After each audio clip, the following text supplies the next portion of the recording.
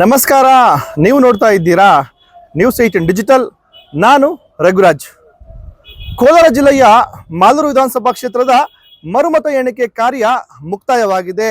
Supreme ಕೋರ್ಟ್ನ ನಿರ್ದೇಶನದಂತೆ ಮುಚ್ಚದ ಲಕೋಟೆಯಲ್ಲಿ ಫಲಿತಾಂಶದ ಒಂದು ವರದಿಯನ್ನ ಇದೀಗ ಜಿಲ್ಲಾ ಚುನಾವಣಾಧಿಕಾರಿಗಳು ಮತ್ತೆ ಚುನಾವಣಾ ವೀಕ್ಷಕರು ಸಿದ್ಧಪಡಿಸಿ ಇನ್ನೇನು ಸುಪ್ರೀಂ ಕೋರ್ಟ್ಗೆ ಈ ಒಂದು ವರದಿಯನ್ನ ನೀಡಲಿಕ್ಕಿದ್ದಾರೆ. ಆದ್ರೆ ಈ ಒಂದು ಮರುಮತ ಎಣಿಕೆ ಕಾರ್ಯ ಏನಿದೆ ಇದು ನಮ್ಮ ದೇಶದಲ್ಲೇ ಮೊದಲ ಬಾರಿಗೆ ನಡೆದಿರ್ತಕ್ಕಂಥ ಒಂದು ಮರುಮತ ಎಣಿಕೆ ಪ್ರಕ್ರಿಯೆ ಆಗಿದೆ. ಯಾಕೆಂತ ಹೇಳಿದ್ರೆ ಚುನಾವಣೆ ಆದ ನಂತರ ಸುಮಾರು 2.5 ವರ್ಷಗಳ ಅವಧಿಯಲ್ಲಿ ಇವಿಎಂ ಯಂತ್ರಗಳ ಅಂದ್ರೆ ಒಂದು ಕಂಪ್ಲೀಟ್ ಆಗಿರ್ತಕ್ಕಂಥ ಒಂದು ವಿಧಾನಸಭಾ ಕ್ಷೇತ್ರದ ಎಲ್ಲ ಒಂದು ಇವಿಎಂ ಮತಯಂತ್ರಗಳ ಒಂದು ಮತ ಎಣಿಕೆ ಏನಾಗಿದೆ ಇದು ಮೊದಲ ಬಾರಿಗೆ ಆಗಿರ್ತಕ್ಕಂಥದ್ದು. ಹಾಗಾಗಿನೇ ಸುಪ್ರೀಂ ಕೋರ್ಟ್ನ ಒಂದು ನಿರ್ದೇಶನದಂತೆ ರಾಜ್ಯ ಚುನಾವಣಾ ಆಯುಕ್ತರು ವಿಶೇಷವಾಗಿ ಒಂದು ಹೊಸದಾಗಿ ಮಾರ್ಗಸೂಚಿಗಳನ್ನ ಈ ಒಂದು ಇದಕ್ಕೆ ನಿರ್ಮಿಸಿ ಈ ಒಂದು ಅಚ್ಚುಕಟ್ಟಾಗಿ ಇದೀಗ ಒಂದು ಮತ ಎಣಿಕೆ ಕಾರ್ಯವನ್ನ ಇದೀಗ ಮುಕ್ತಾಯ ಮಾಡಿರ್ತಕ್ಕಂಥದ್ದು.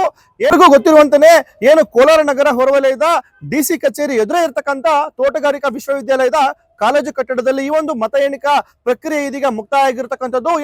ಜಿಲ್ಲಾಧಿಕಾರಿ ಕಚೇರಿ ಆವರಣದಲ್ಲಿ ಇರ್ತಕ್ಕಂಥ ಒಂದು ಸ್ಟ್ರಾಂಗ್ ರೂಮ್ ಏನಿದೆ ಅಲ್ಲಿಂದ ಇಲ್ಲಿಗೆ ಸುಲಭವಾಗಿ ಒಂದು ಇವಿಎಂ ಮತಯಂತ್ರಗಳನ್ನ ಸಾಗಿಸಲಾಯಿತು. ನಂತರ ನಿನ್ನೆ ಬೆಳಗ್ಗೆ 8 ಗಂಟೆಗೆ ಈ ಒಂದು ಮತ ಎಣಿಕಾ ಪ್ರಕ್ರಿಯೆ ಆರಂಭವಾಯಿತು. ಮೊದಲು ಬ್ಯಾಲೆಟ್ ಒಂದು ಪೋಸ್ಟಲ್ ಬ್ಯಾಲೆಟ್ ಅನ್ನ ಎಣಿಕೆ ಮಾಡುವಂತ ಕೆಲಸವನ್ನು ಮಾಡಿದ್ರು. ನಂತರ 14 ಟೇಬಲ್ಗಳಲ್ಲಿ ಇವಿಎಂ ಮತಯಂತ್ರಗಳ ಒಂದು ಎಣಿಕೆಯನ್ನ ಮಾಡಿದ್ರು.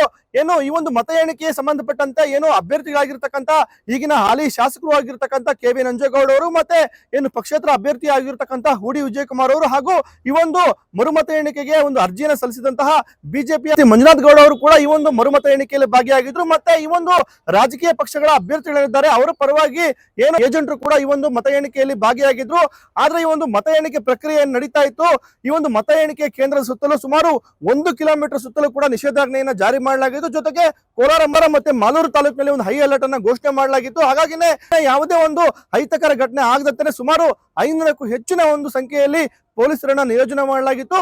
ಮುಂಜಾಗ್ರತಾ ಕ್ರಮವಾಗಿ ಈ ಒಂದು ಮತ ಎಣಿಕಾ ಕೇಂದ್ರದ ಸುತ್ತಲೂ ಇರ್ತಕ್ಕಂಥ ಸುಮಾರು 5 ಕಿಲೋಮೀಟರ್ ವ್ಯಾಪ್ತಿಯಲ್ಲಿ ಎಲ್ಲ ಒಂದು ಮದ್ಯದ ಅಂಗಡಿಗಳನ್ನ ಬಂದ್ ಮಾಡಲಾಗಿತ್ತು. ಜೊತೆಗೆ ಬೆಳಗ್ಗೆ 5 ಗಂಟೆಯಿಂದ ರಾತ್ರಿ 10 ಗಂಟೆವರೆಗೂ ನಿನ್ನೆ ಮಾಲೂರು ತಾಲೂಕಿನಾದ್ಯಂತ ಮದ್ಯ ಮಾರಾಟವನ್ನು ಕೂಡ ಬಂದ್ ಮಾಡಲಾಗಿತ್ತು. ಜೊತೆಗೆ ನಿಷೇಧಾಜ್ಞೆಯನ್ನು ಕೂಡ ಜಾರಿ ಮಾಡಲಾಗಿತ್ತು. ಹಾಗಾಗಿನೇ ಬಹಳ ಅಚ್ಚುಕಟ್ಟಾಗಿ ಕೋಲಾರ ಜಿಲ್ಲಾಡಳಿತ ಮತ್ತೆ ಈ ಒಂದು ಪೊಲೀಸ್ ಇಲಾಖೆ ಏನಿದೆ ಈ ಒಂದು ಮರುಮತ ಎಣಿಕೆ ಸಂಬಂಧ ಏನೆಲ್ಲ ಒಂದು ಮುಂಜಾಗ್ರತಾ ಕ್ರಮಗಳನ್ನ ಕೈಗೊಳ್ಳಬಹುದಾಗಿತ್ತು ಎಲ್ಲವನ್ನು ಕೂಡ ಕೈಗೊಂಡು ಬಹಳ ಅಚ್ಚುಕಟ್ಟಾಗಿ ಈ ಒಂದು ಮರುಮತ ಎಣಿಕೆ ಪ್ರಕ್ರಿಯೆಯನ್ನ ಇದೀಗ ನಡೆಸಿರ್ತಕ್ಕಂಥದ್ದು. ಇನ್ನು ಬೆಳಗ್ಗೆ 8 ಗಂಟೆಗೆ ಆರಂಭವಾದಂತಹ ಈ ಒಂದು ಮರುಮತ ಎಣಿಕೆ ಪ್ರಕ್ರಿಯೆ ರಾತ್ರಿ 8:30 ಕೂಡ ಆಗಿರ್ತಕ್ಕಂಥದ್ದು. ಹಾಗಾಗಿ ಬಹಳ ಅಚ್ಚುಕಟ್ಟಾಗಿ ಈ ಒಂದು ಮತ ಎಣಿಕೆ ಪ್ರಕ್ರಿಯೆ ಇದೀಗ ಆಗಿರ್ತಕ್ಕಂಥದ್ದು. ಸುಪ್ರೀಂ ಕೋರ್ಟ್ ನ ನಿರ್ದೇಶನದಂತೆ ಈ ಒಂದು ಇವಿ ಮತಯಂತ್ರಗಳ ಒಂದು ಎಣಿಕಾ ಪ್ರಕ್ರಿಯೆ ಏನಿದೆ ಸಿಸಿಟಿವಿ ಕಣ್ಗಾವಲಲ್ಲಿ ಇದೀಗ ಆಗಿರ್ತಕ್ಕಂಥದ್ದು. ಸುಮಾರು ಎಣಿಕಾ ಕೇಂದ್ರದಲ್ಲಿ ಸುಮಾರು 20ಕ್ಕೂ ಹೆಚ್ಚು ಕ್ಯಾಮೆರಾಗಳನ್ನ ಇಲ್ಲಿ ಅಳವಡಿಕೆ ಮಾಡಲಾಗಿತ್ತು. ಜೊತೆಗೆ ಈ ಒಂದು ಕಾಲೇಜು ಕಟ್ಟಡನೇ ಇತ್ತು. ಈ ಒಂದು ಕಾಲೇಜು ಕಟ್ಟಡ ಸುತ್ತಲೂ ಸುಮಾರು 20ಕ್ಕೂ ಹೆಚ್ಚು ಒಂದು ಕ್ಯಾಮೆರಾಗಳನ್ನ ಅಳವಡಿಕೆ ಮಾಡಲಾಗಿದ್ದು. ಹಾಗಾಗಿನೇ ಈ ಒಂದು ಮರುಮತ ಎಣಿಕೆ ಪ್ರಕ್ರಿಯೆ ಇದೆ ಬಹಳ ಅಚ್ಚುಕಟ್ಟಾಗಿ ಮತ್ತೆ ಒಂದು ಬಿಗಿ ಬಂದೋಬಸ್ತ್ ನಲ್ಲಿ ಕೂಡ ಆಗಿರ್ತಕ್ಕಂಥದ್ದು. ಯಾಕೆಂತ ಹೇಳಿದ್ರೆ 2023ರ ಒಂದು ಫಲಿತಾಂಶ ಘೋಷಣೆ ಆದ್ಮೇಲೆ ಪರಾಜಿತ ಅಭ್ಯರ್ಥಿ ಮಂಜುನಾಥ್ ಗೌಡ ಅವರು ಬಹಳಷ್ಟು ಲೋಪಗಳನ್ನ ಪತ್ತೆ ಹಚ್ಚಿ ರಾಜ್ಯ ಹೈಕೋರ್ಟ್ಗೆ ಈ ಒಂದು ವಿಚಾರವನ್ನ ಮುಟ್ಟಿಸಿದ್ರು. ಆನಂತರ ಈ ಒಂದು ಮರುಮತ ಎಣಿಕೆಗೆ ಹೈಕೋರ್ಟ್ ಮತ್ತೆ ಸುಪ್ರೀಂ ಕೋರ್ಟ್ ಇದೀಗ ಆದೇಶ ಮಾಡಿರ್ತಕ್ಕಂಥದ್ದು. ಹಾಗಾಗಿನೇ ಈ ತರ ಯಾವುದೇ ಒಂದು ತಪ್ಪುಗಳು ಆಗದಂತೆ ಇದೀಗ ಮುನ್ನೆಚ್ಚರಿಕಾ ಕ್ರಮವಾಗಿ ಜಿಲ್ಲಾಡಳಿತ ಮತ್ತೆ ಪೊಲೀಸ್ ಇಲಾಖೆ ಬಹಳ ಅಚ್ಚುಕಟ್ಟಾಗಿ ಈ ಒಂದು ಚುನಾವಣಾ ಒಂದು ಪ್ರಕ್ರಿಯೆ ಅಂದ್ರೆ ಚುನಾವಣೆಯ ಮರುಮತ ಎಣಿಕೆ ಪ್ರಕ್ರಿಯೆ ಆಗಿರ್ತಕ್ಕಂಥದ್ದು.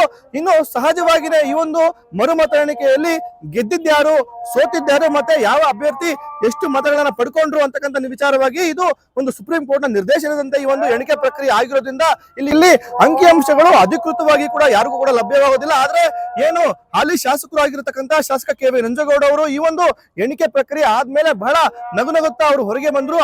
ಅವರ ಕುಟುಂಬಸ್ಥರು ಈ ವೇಳೆ ಭಾವುಕರಾದ್ರು. ಪತ್ನಿ ರತ್ನಮ್ಮ ಅವರು ಕಣ್ಣೀರಾಗ್ತಾ ಕೆ.ವಿ. ನಂಜೇಗೌಡ ಅವರನ್ನ ಅಪ್ಪಿಕೊಂಡು ತೋಡಿಕೊಂಡ್ರು. ಆನಂತರ ಮಾತನಾಡಿದಂತಹ ಶಾಸಕ ಕೆ.ವಿ. ನಂಜೇಗೌಡ ಅವರು ನಾನು ಕಳೆದ 2.5 ವರ್ಷದಿಂದ ಹೇಳ್ತಾ ಬರ್ತಾ ಇದ್ದೇನೆ ಈ ಒಂದು ಕಳೆದ 2023ರ ಒಂದು ಮತ ಎಣಿಕೆಯಲ್ಲಿ ಯಾವುದೇ ರೀತಿಯಲ್ಲಿ ಲೋಪ ಆಗಿಲ್ಲ. ಆದ್ರೆ ನಮ್ಮ ದೇಶದಿಂದ ನನ್ನ ಎದುರಾಳಿ ಅಭ್ಯರ್ಥಿ ಮಂಜುನಾಥ್ ಗೌಡ ಅವರು ನಮ್ಮ ಮೇಲೆ ಇಲ್ಲ ಸಲ್ಲದ ಒಂದು ಆರೋಪಗಳನ್ನು ಮಾಡಿದ್ರು. ಆದ್ರೆ ಇದೆಲ್ಲದಕ್ಕೂ ಇದೀಗ ತೆರೆ ಬಿದ್ದಿದೆ ಅಂತಕ್ಕಂಥ ಮಾತನ್ನ ಅವ್ರು ಹೇಳಿರ್ತಕ್ಕಂಥದ್ದು. ರೀಕೌಂಟಿಂಗ್ ಮಾಡಿ ಅಂತ ಸುಪ್ರೀಂ ಕೋರ್ಟ್ ಆರ್ಡರು ಅದ್ರ ಪ್ರಕಾರ ಇವತ್ತು ರೀಕೌಂಟ್ ಮಾಡಿದ್ದಾರೆ. ತುಂಬ ಚೆನ್ನಾಗಿ ಮಾಡಿದ್ದಾರೆ, ಪ್ರೊಸೀಜರ್ ಫಾಲೋ ಮಾಡಿದ್ದಾರೆ. ನಾನು ಹ್ಯಾಪಿ ಇದ್ದೀನಿ, ಖುಷಿಯಾಗಿದೆ. ಕೌಂಟಿಂಗಂತೂ ನನಗೇನು ಭಯ ಇಲ್ಲ. ಇದೆ ಏನೇನು ಹೇಳ್ಕೊಂಡು ಎಲ್ಲ ಹುಸ್ತೀನಿ ಅವ್ರನ್ನೇ ಕೇಳಿ ನೀನು ಏನೇನು ಹೇಳಿದೆ, ನೀನು ಏನೇನು ಹೇಳಿದಪ್ಪ, ಏನೋ ಸಿಕ್ಕಿದೆ ನಿನಗೆ ಅಂತ ಹೇಳಿದ್ದು ಸಿಕ್ಕಿಲ್ಲ, ಮುಂದೆ ಏನೂ ಸಿಕ್ಕೋದಿಲ್ಲ, ಏನೂ ಸಿಗಲಿಲ್ಲ. ತುಂಬ ಚೆನ್ನಾಗಿ ಮಾಡಿದರು. ನಾನು ತುಂಬ ನನ್ನ ಕೌಂಟಿಂಗ್ ಮಾಡಿದಂಥ ಅಧಿಕಾರಿಗಳು ನಾನು ಥ್ಯಾಂಕ್ಸ್ ಹೇಳಬೇಕಾದ್ರೆ, ಒಂದು ಅದು VVM ಆಗಿರೋದು ಇಲ್ಲ ಪೋಸ್ಟ್ ಬ್ಯಾಲೆಟ್ ಆಗಿರ್ಬೋದು, ಯಾವುದರಲ್ಲಿ ಕೂಡ ಏನೇನು ಡಿಫರೆನ್ಸ್ ಇಲ್ಲದೆ ಇತ್ತು, ಚೆನ್ನಾಗಿತ್ತು. ಇಲ್ಲ ಕಾಂಗ್ರೆಸ್ ಅವ್ರಿಗೆ, ಅದು BJP ಅವ್ರಿಗೆ ಗೊತ್ತಿದೆ. BJP ಅವರು ಅಧಿಕಾರಕ್ಕೆ ಬಂದಿರೋದು ಹಂಗೆ. ಅವರು ಕಾಂಗ್ರೆಸ್ ಅವರು ಬಾಬಾ ಸಾಹೇಬ್ ಅಂಬೇಡ್ಕರ್ ಕೊಟ್ಟಂಥ ಸಂವಿಧಾನ ಮೇಲೆ ನಂಬಿಕೆ ಇಟ್ಟಿರೋರು, ಜಾತ್ಯತೀತವಾಗಿ ಪಕ್ಷಾತೀತವಾಗಿ ದೇಶವನ್ನು ಕಟ್ಟಿರೋದು, ಸ್ವಾತಂತ್ರ್ಯ ತಂದು. ಅದು ಅವ್ರಿಗೆ ಅದೆಲ್ಲ ಗೊತ್ತಿರೋದು. ಓಟ್ ಎಲ್ಲೆಲ್ಲಿ ಸೋರಿ ಮಾಡಬೇಕು, ಹೆಂಗೆ ಅಧಿಕಾರಕ್ಕೆ ಬರಬೇಕು ಅಂತ. ಇವತ್ತು ಗೊತ್ತಾಯ್ತಲ್ಲ ರಿಸಲ್ಟು. ಇವತ್ತು BJP ಅವ್ರಿಗೆ ಗೊತ್ತಾಗಿದೆಯಲ್ಲ, ಹೇಳ್ಕೊಂಡು ಓಡಾಡ್ತಾ ಇದ್ರಲ್ಲ, ಏನು ಆಗ್ಬಿಟ್ಟಿದೆ, ಅಲ್ಲಿ ಆಗ್ಬಿಟ್ಟಿದೆ ಮಾಲೂರಲ್ಲಿ, ಕರ್ನಾಟಕದಲ್ಲಿ. ಮತ್ತು ಕಾಂಗ್ರೆಸ್ ಸರ್ಕಾರ ಇರೋದು ಅವ್ರು ಮಾಡಿಬಿಟ್ಟವ್ರಂತ. ನಾವು ಮಾಡಿಲ್ಲ. ನಿಜವಾಗ್ಲೂ ನಿಮ್ಮದೇ BJP ಸರ್ಕಾರ, ನಿಮ್ಮದೇ ಸರ್ಕಾರದ ಅಧಿಕಾರಿಗಳು ಅವತ್ತೇನು ಮಾಡಿ ಅದೇ ರಿಸಲ್ಟ್ ಇದೆ. ಇವತ್ತು ಎಲ್ಲ ಆಯಿತು, ಏನೇನು ಪ್ರೊಸೀಜರ್ ಇಲ್ಲ ಏನು ಅದೆಲ್ಲ ಆಗಿದೆ. ಈ ಬಗ್ಗೆ ಮಾತನಾಡಿರ್ತಕ್ಕಂಥ ಮಾಜಿ ಶಾಸಕ ಮಂಜುನಾಥ್ ಗೌಡ ಅವರು ಸುಪ್ರೀಂ ಕೋರ್ಟ್ ನಲ್ಲಿ ನಾವು ಒತ್ತಾಯ ಮಾಡಿದ್ವಿ, ಆ ಮೂಲಕ ಈ ಒಂದು ಮರುಮತ ಎಣಿಕೆ ಪ್ರಕ್ರಿಯೆ ಆಗಿದೆ. ಆದ್ರೆ ನಮ್ಮೆಲ್ಲ ಒಂದು ಕೋರಿಕೆಯಂತೆ ಒಂದು ಮರುಮತ ಎಣಿಕೆ ಆಗಿಲ್ಲ. ನಾವೇನು VVPAT ಚೀಟಿಗಳನ್ನ ಒಂದು ಎಣಿಕೆ ಮಾಡಿ ಅಂತಕ್ಕಂಥ ಮಾತನ್ನು ಹೇಳಿದ್ವಿ, ಅದು ಕೂಡ ಮಾಡಲಿಲ್ಲ.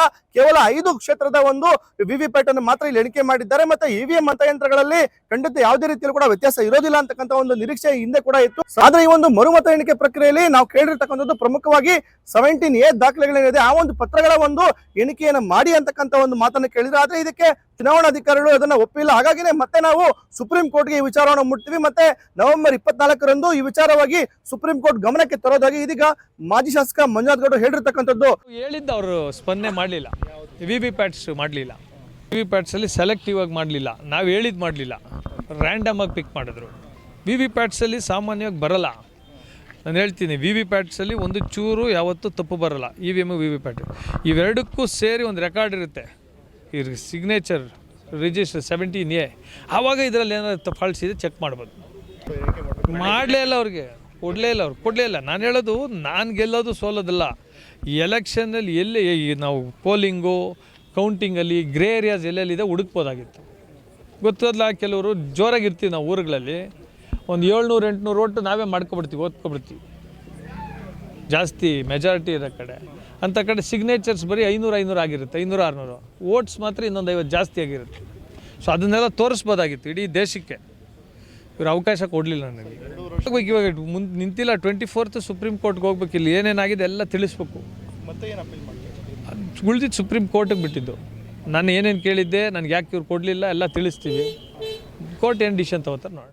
ಒಟ್ಟಾರೆಯಾಗಿ ಕೋಲಾರ ಜಿಲ್ಲೆಯ ಮಾಲೂರು ವಿಧಾನಸಭಾ ಕ್ಷೇತ್ರದ ಮರುಮತ ಎಣಿಕೆ ಪ್ರಕ್ರಿಯೆ ಏನಿತ್ತು, ಬಹಳಷ್ಟು ಒಂದು ಕುತೂಹಲ ಕೇಳಿಸಿತ್ತು. ಬೆಳಗ್ಗೆ 8 ಗಂಟೆಗೆ ಆರಂಭವಾದಂತಹ ಒಂದು ಮರುಮತ ಎಣಿಕೆ ಪ್ರಕ್ರಿಯೆ ರಾತ್ರಿ 8:30ಕ್ಕೆ ಮುಕ್ತಾಯ ಆಗಿರ್ತಕ್ಕಂಥದ್ದು. ಈ ಮೂಲಕ ಬಹಳ ಒಂದು ದೊಡ್ಡ ಒಂದು ಗೊಂದಲ ಕೂಡ ಎಲ್ಲರಲ್ಲೂ ಕಾಡ್ತಾ ಇತ್ತು. ಏನು ಮರುಮತ ಎಣಿಕೆ ಪ್ರಕ್ರಿಯೆಯಲ್ಲಿ ಏನಾದ್ರೂ ಲೋಪಗಳು ಕಂಡು ಬರುತ್ತಾ, EVM ಮತಯಂತ್ರಗಳ ಒಂದು ಮಟ್ಟದ ಒಂದು ಬದಲಾವಣೆ ಕಂಡು ಬರುತ್ತಾ, ಮತ್ತೆ ದೊಡ್ಡ ಮಟ್ಟದ ಒಂದು ವ್ಯತ್ಯಾಸ ಕಂಡು ಬರುತ್ತಾ ಅಂತಕ್ಕಂಥ ನಿಟ್ಟಿನಲ್ಲಿ ಬಹಳಷ್ಟು ಸಂಶಯಗಳು ಮತ್ತು ಗೊಂದಲ ಕೂಡ ಕಾಡಿತ್ತು. ಆದ್ರೆ ಈ ಮೂಲಕ ಶಾಸಕ KV ನಂಜೇಗೌಡ ಅವರು ಎಲ್ಲ ಅವರ ಒಂದು ನಗುವಿನೊಂದಿಗೆ ಇದೀಗ ಉತ್ತರವನ್ನು ಕೊಟ್ಟಿದ್ದಾರೆ. EVM ಮತ ಎಣಿಕೆಯಲ್ಲಿ ಯಾವುದೇ ರೀತಿಯಲ್ಲಿ ಕೂಡ ಬದಲಾವಣೆ ಆಗಿಲ್ಲ, ಜೊತೆಗೆ ಪೋಸ್ಟಲ್ ಬ್ಯಾಲೆಟ್ ನ ಒಂದು ಎಣಿಕೆಯಲ್ಲಿ ಕೂಡ ಯಾವುದೇ ರೀತಿಯಲ್ಲಿ ಕೂಡ ಬದಲಾವಣೆ ಇಲ್ಲ. ಹಾಗಾಗಿನೇ ಶಾಸಕನಾಗಿ ಮತ್ತೆ ನಾನೇ ಮುಂದುವರಿತೀನಿ ಅಂತಕ್ಕಂಥ ಮಾತನ್ನ ಇದೀಗ ಶಾಸಕ KV ನಂಜೇಗೌಡ ಅವರು ಹೇಳಿರ್ತಕ್ಕಂಥದ್ದು. ರಘುರಾಜ್, ನ್ಯೂಸ್ 18 ಕೋಲಾರ. ನಿರ್ಭೀತ, ನಿಷ್ಪಕ್ಷಪಾತ, ವಿಶ್ವಾಸಾರ್ಹ ಸುದ್ದಿಗಳಿಗೆ ಮತ್ತೊಂದು ಹೆಸರಾಗಿರೋ ನ್ಯೂಸ್ 18 ಕನ್ನಡ ಈಗ ಆಪ್ನಲ್ಲೂ ಲಭ್ಯ ಇದೆ. ದಯವಿಟ್ಟು ಇಲ್ಲಿರೋ QR ಕೋಡ್ ಅನ್ನ ಸ್ಕ್ಯಾನ್ ಮಾಡಿಕೊಂಡು ಆಪ್ ಡೌನ್ಲೋಡ್ ಮಾಡೋದಕ್ಕೆ ಮರಿಬೇಡಿ. ನಿಮ್ಮ ಬೆಂಬಲ ಹೀಗೆ ಸದಾ ನಮ್ಮೊಂದಿಗಿರಲಿ. ಧನ್ಯವಾದ.